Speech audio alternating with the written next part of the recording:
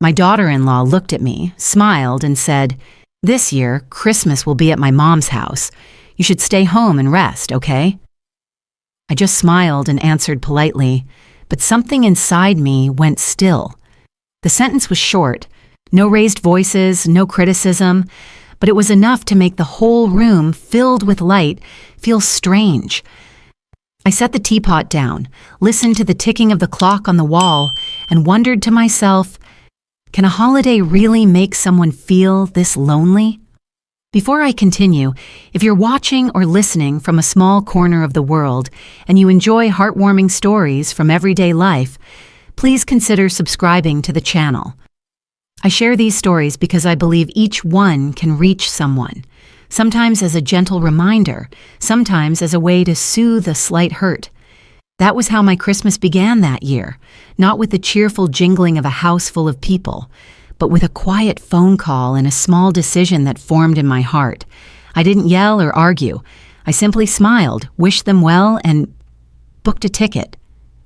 My name is Margaret Lewis, 68 years old, living alone in a small wooden house on the outskirts of Burlington, Vermont. My husband, Henry, and I bought this house nearly 40 years ago.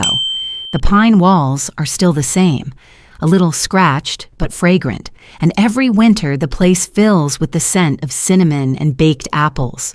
Christmas has always been my favorite time of the year, not because of the lights or gifts, but because it used to bring my family together.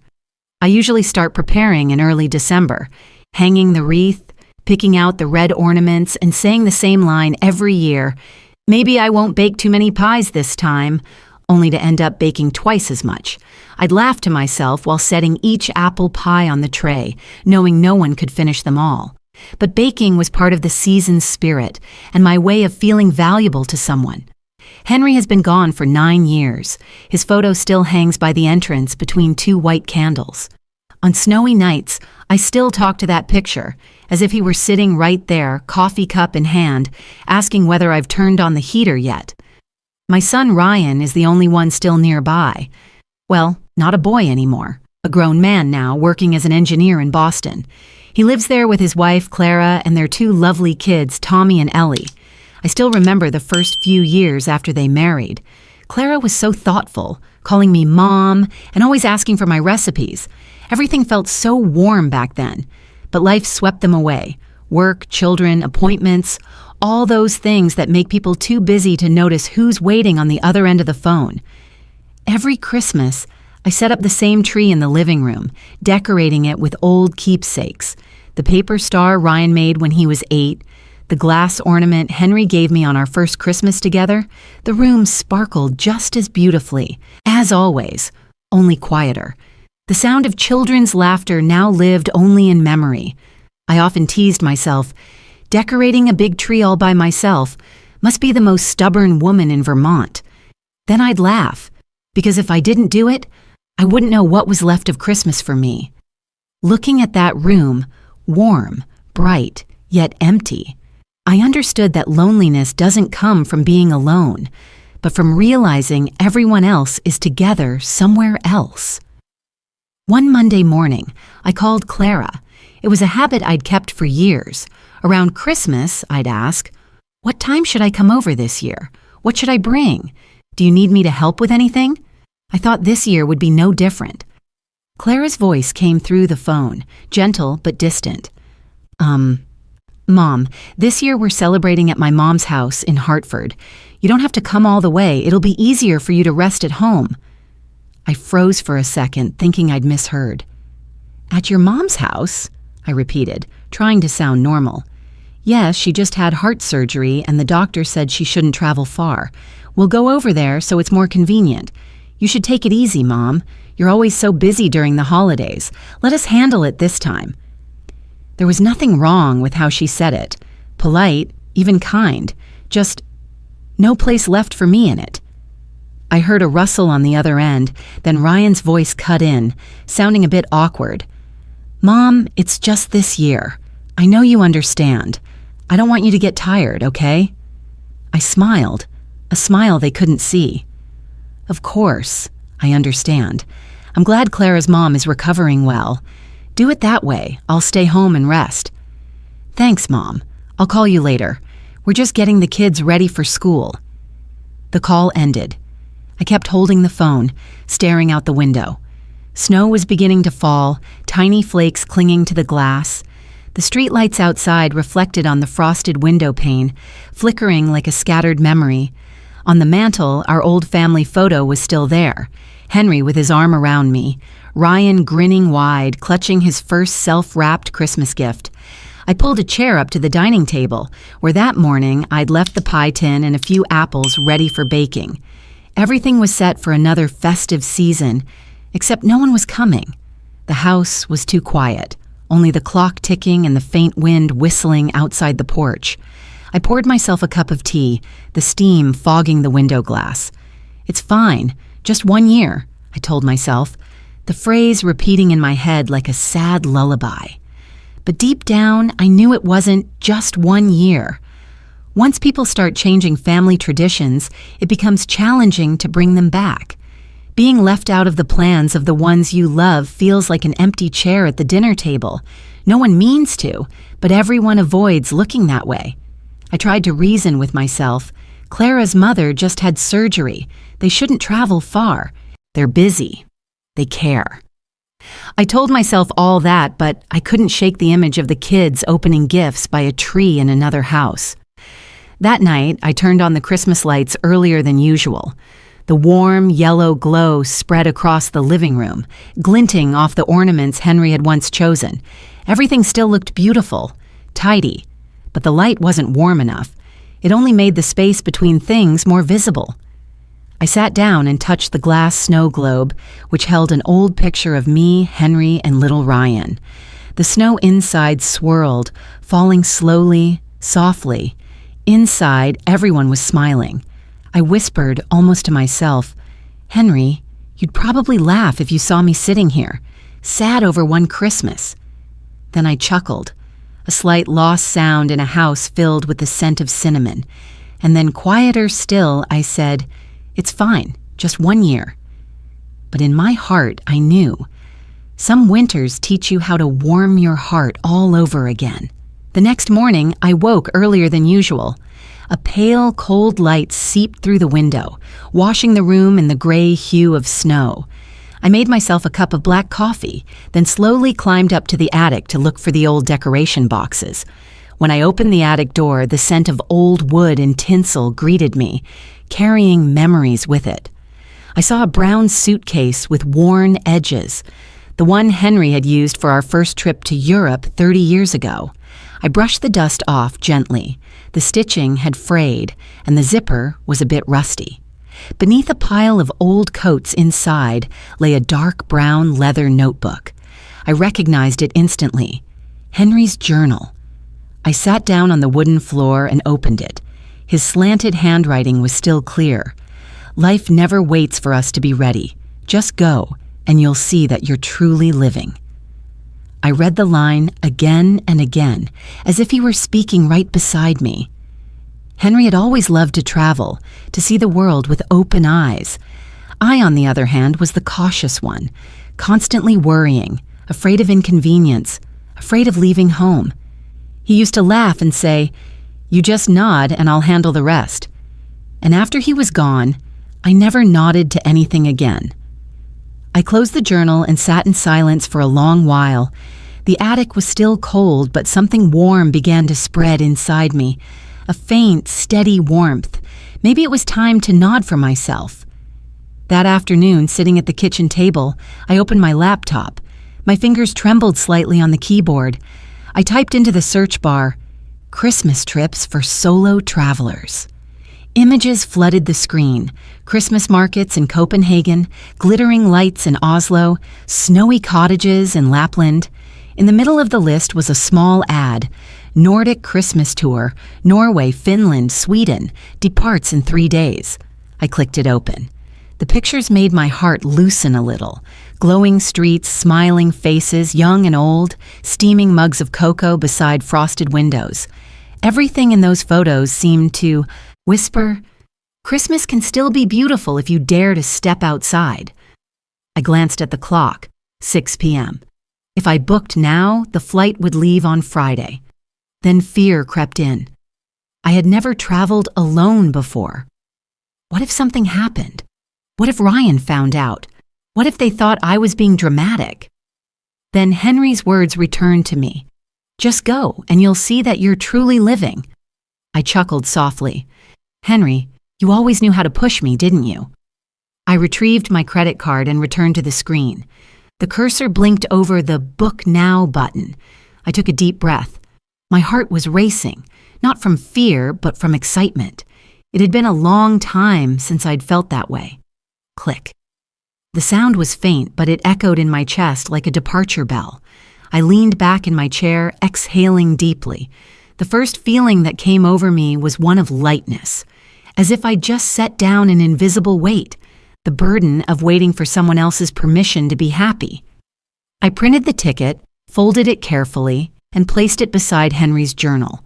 Then I poured another cup of tea and looked out the window. Snow was still falling, but this time, I didn't feel cold. A thought flickered in my mind. This year, I won't stay home. I said it aloud, my voice echoing softly in the quiet kitchen. It wasn't defiance or rebellion, just a promise to myself. I will live, not merely exist. That night, I packed my suitcase, a sweater, a scarf, the journal, and a small photo of Henry. When I zipped it closed, I found myself smiling, the first genuine smile in months. I whispered, "All right, Henry, let's take one more trip together." The airport was crowded on the day of departure. I pulled my small suitcase, standing amidst the rush of travelers, yet felt an odd calmness. Everywhere there were embraces, tears, warm greetings, families reuniting, hands clutching flowers, children squealing with joy. And me, I was alone, but not lonely. I was beginning a journey for no one but myself. At the boarding gate, I paused, watching the line ahead, and thought quietly, "Henry, if you can see me now, you'd probably smile. I'm still going, just a little later than planned." The flight was long, lasting over 8 hours. I had a window seat. The man beside me nodded politely, his voice low and warm, a bit shy. "Excuse me, may I leave my book here?" I nodded, glancing at the title, A History of Scandinavian Architecture. I smiled. "Doing some research even on vacation?" He chuckled, his voice a bit raspy. "Old habits. I used to teach architectural history at the University of Maine." "Daniel Harper." I shook his hand. "Margaret Lewis. I used to teach elementary school. Seems neither of us really knows how to retire." We both laughed, an easy, genuine laugh. Throughout the flight, we engaged in conversation. Not small talk, but genuine conversation. He told me about his wife, Evelyn, who used to drag him across Europe just to photograph old windows. I told him about Henry, about the noisy Christmases, about the quiet nights filled only with the ticking of the clock. Between two strangers, there was a kind silence. Not pity, just understanding. When the plane landed in Oslo, the runway was blanketed in snow. Light shimmered through the window, scattering like crystal dust. My heart raced again, with excitement I hadn't felt in years. Our tour group was about 20 people, mostly older travelers, as the guide put it, in search of a different kind of Christmas. In Stockholm, the old town of Gamla Stan glowed under the evening sky.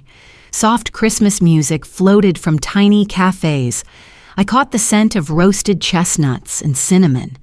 People strolled the cobbled streets in thick coats, holding cups of mulled wine, their faces glowing in the golden light. Daniel walked beside me, smiling gently. "It's been a long time since I've heard laughter that didn't irritate me." I turned to him. "Maybe because here no one's laughing at anyone. The laughter just exists." He looked at me and nodded. "That's beautifully said." At every stop, Daniel carried a small notebook. He wrote down the names of cafes, streets, and even the tour guide's name. I asked him why. "Because I'm afraid of forgetting. When Evelyn died, I realized how easily memories slip away. Writing keeps them a little longer." His words silenced me for a moment. I looked at the lights strung across the bridge and said quietly, "I'm afraid of forgetting, too. That's why I still bake apple pies every year, even when no one eats them." He smiled softly. "Then we're the same kind of people, Margaret, the keepers." On the third day, we arrived in Helsinki. Light snow fell as the sky brightened. I wandered through the Christmas market holding a cup of hot cocoa, listening to a street orchestra playing a waltz. A little blonde girl handed me a star-shaped cookie. I asked how much, and she smiled. "It's free, for people who smile with their eyes."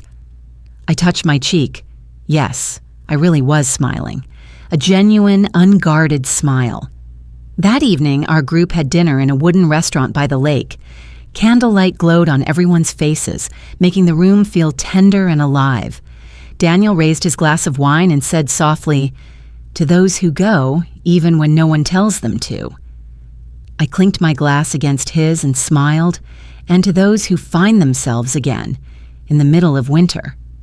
Amid the light and laughter, I realized something. I was no longer the woman sitting by the fireplace, waiting for someone to call. I was living, truly living. That evening, Helsinki shone brightly with Christmas lights. Large fir trees stood in the square, hung with silver baubles and red ribbons. Daniel and I had just left a little cafe on the corner where someone was playing Silent Night on the piano in Finnish. The atmosphere was so pleasant that time seemed to slow down. A young traveler in our group, Amanda, joked, "You two, stand still for a moment. I'll take a picture. It would be a shame not to have a photo of such a beautiful scene." I laughed. "I don't know how to pose." Daniel replied, "Just smile, that's enough." We stood beside the big tree in the square, the lights making the snow underfoot sparkle like crystal. Amanda counted, 1, 2, 3. And in that instant, I turned to look at Daniel. He was looking at me too, smiling gently.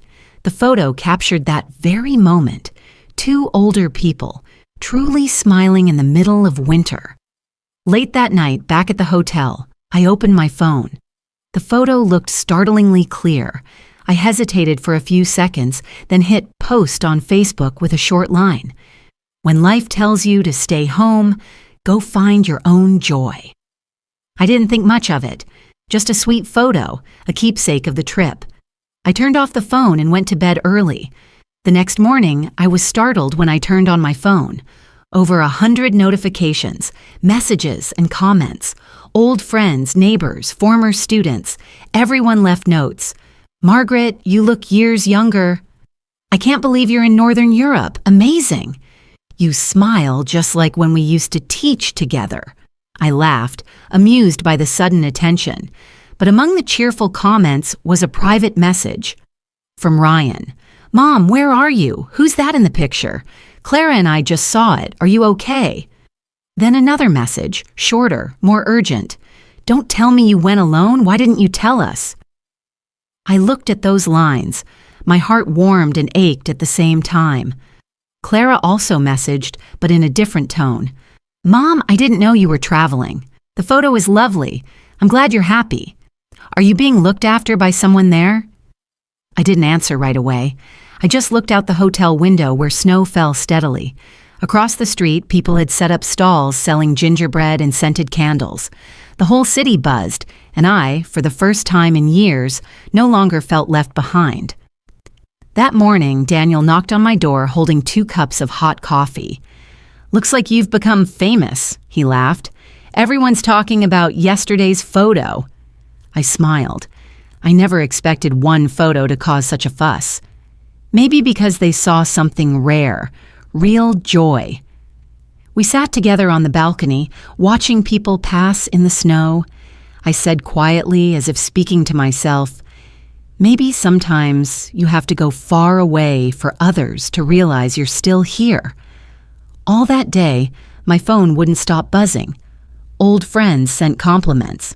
Relatives checked in. Ryan called several times. I didn't pick up. I wanted to keep this sense of peace a little longer before facing everything outside again. That evening, I sent my son a short message. "I'm fine, love. I'm just enjoying a different kind of Christmas." like your father wished. Don't worry about me. I've attached a new photo, the night market in Helsinki, where people are holding hands and singing around a big tree. No explanation, just a warm, honest picture. When I turned the phone off, I felt a sense of relief. The feeling of being forgotten had dissolved. In that moment, I realized a simple truth that had taken a lifetime to learn. No one can make us invisible unless we stand still ourselves. And I had already begun to walk. 2 days later, I was in Oslo. The hotel lounge window looked out onto a narrow, snowy street. Christmas lights shimmered on the pavement in sparkling bands. I was writing in my notebook when the phone rang. The screen showed Ryan's name. I hesitated a moment and then answered. "Hello, son." Ryan's voice shook a little, like someone who'd been running. "Mom, are you okay? I saw your photos and I was so worried. You went so far without telling us. What if something happened?" I smiled and looked outside at the falling snow. "I'm fine. Right now, I'm in Oslo, drinking coffee and watching the snow outside the window. See, I'm warm and taking care of myself." There was silence on the other end for a while. Then Ryan said softly, "I'm sorry, Mom. Maybe I've been too busy. I always assumed you were okay because you always said you were. I didn't realize how lonely you were." I leaned back in my chair, my voice gentle as a breath. "It's not your fault, Ryan. Everyone gets busy and has their own life. Sometimes we only notice what's precious when it drifts a little out of reach." Ryan sighed. His breath mingled with the sound of the wind. "I miss you. Clara does too. She's embarrassed, Mom. Yesterday she said she should have asked you what you wanted instead of guessing. She kept thinking inviting you to stay home was caring, but she didn't realize it would make you sad." I smiled softly. "Your wife is a good person, just like I was when I was young, always sure I was doing the right thing." Hearing me say that, Ryan laughed, sounding relieved. "You know, the kids kept asking why Grandma didn't come. I told them you were off on an adventure where the snow is twice as deep as ours." I answered, "Next time we'll go together, but for now, let me finish this trip."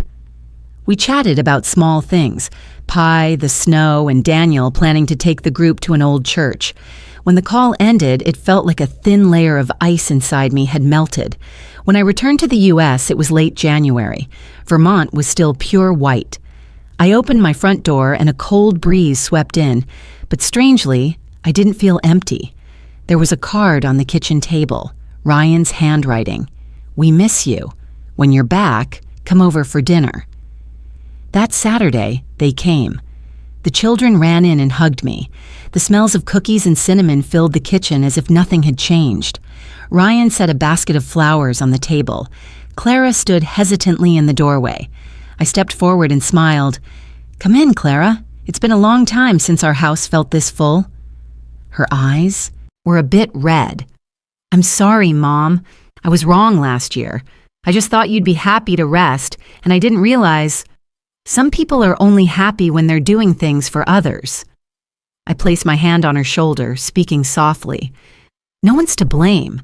We're just learning how to love better." Clara took my hand, bit her lip, then smiled. That smile was sincere, no more distance between us. We baked apple pies together. Ryan helped the kids hang more lights around the window. In the old house, laughter rang out, the scents of cinnamon, butter, and sugar blending in the air. I looked around and saw Henry in every small corner, in the light, in the voices, in my son's smile. That night, as we sat around the table, Ryan raised his glass. "To Mom, the one who taught us that happiness isn't something others give us, but something we choose." I clinked my glass and smiled softly. "And to family, the place that always gives us a chance to love and be forgiven." No one said anything more. Snow fell outside the porch and inside the house. Only the children's laughter remained, long and warm like a flame in winter. A year later, snow once again blanketed the roof of my old house. The Christmas lights on the street outside glowed just as brightly as they had in years past. Only this time, my home was no longer quiet. The Christmas tree stood tall in the corner of the living room, nearly touching the ceiling, strung with warm golden lights and shimmering glass ornaments. Ryan and the two kids were helping me hang decorations, while Clara was busy in the kitchen with her mother, the woman I once thought I'd never get to know warmly. At first, I felt a little awkward seeing her walk in, holding a box of gifts and smiling kindly. But it was Clara who had suggested it. "Mom, this year I want both sides of the family together. My mom said if it weren't for you, Mrs. Margaret, I'd never have known what family truly means." That sentence left me speechless for a moment. I simply nodded and welcomed them in. And somehow, as Clara's mother began talking about her baking, I found myself feeling unexpectedly at ease. Perhaps it was because we both knew what loneliness felt like at our age, and that made us value, even more, the comfort of having someone sitting beside us on a holiday. After dinner, everyone gathered by the fireplace. The children sang Jingle Bells out of rhythm, but no one seemed to care. I laughed so hard my eyes watered as Clara tried to guide their singing, while Ryan doubled over with laughter. The scents of cinnamon, butter, and almonds mingled in the air, making the small house feel even warmer. On the mantel, there was a new postcard. In the corner, neat handwriting read, "Sent from Vienna. May your Christmas be filled with light. Daniel Harper." He still kept in touch. From every place he visited, he sent me a postcard. Not love letters, just simple lines about life. "The snow here is as soft as powder," or "I found a cafe that looks just like the one we sat in." Sometimes I replied with photos of my baked pies, along with a short note. "I'm still living happily. Thank you for reminding me the world is larger than this house." I stood looking at the Christmas tree, its lights reflecting off Henry's photo. In the picture, he was smiling, that same smile that brought back the words from his old leather journal. "Life never waits for us to be ready." I whispered. "See, Henry? I did it. I kept on living." I turned back toward the room. Ryan was helping his mother-in-law with her coat. Clara was slicing the apple pie, and the kids were running around, laughing as the lights twinkled. I realized that happiness doesn't depend on how long people stay by your side. It lies in how much you can love them, no matter how long it takes to learn that again. As the distant church bells rang, I lifted my cup of tea and smiled. Winter was no longer a symbol of cold, but of new beginnings, of kindness, of understanding, and of people finding their way back to each other. I sat down and wrote the final lines in my journal. This Christmas, I didn't just welcome my loved ones. I welcomed peace back into my heart, and I know now that some miracles only happen when we open the door of our hearts. Then I looked toward the camera on the shelf, the one I used to record the small stories I shared with listeners far away. I smiled softly and spoke, my voice warm and steady. If you've listened this far, share this story with someone who might need a reason to believe that kindness and family are still life's greatest miracles. Because sometimes a single act, a single smile, or a single journey is all it takes to find yourself again. The lights on the Christmas tree flickered, reflecting in my eyes, and I understood then this Christmas wasn't just another holiday. It was proof that forgiveness, love, and kindness are the ways we always find our way back to one another.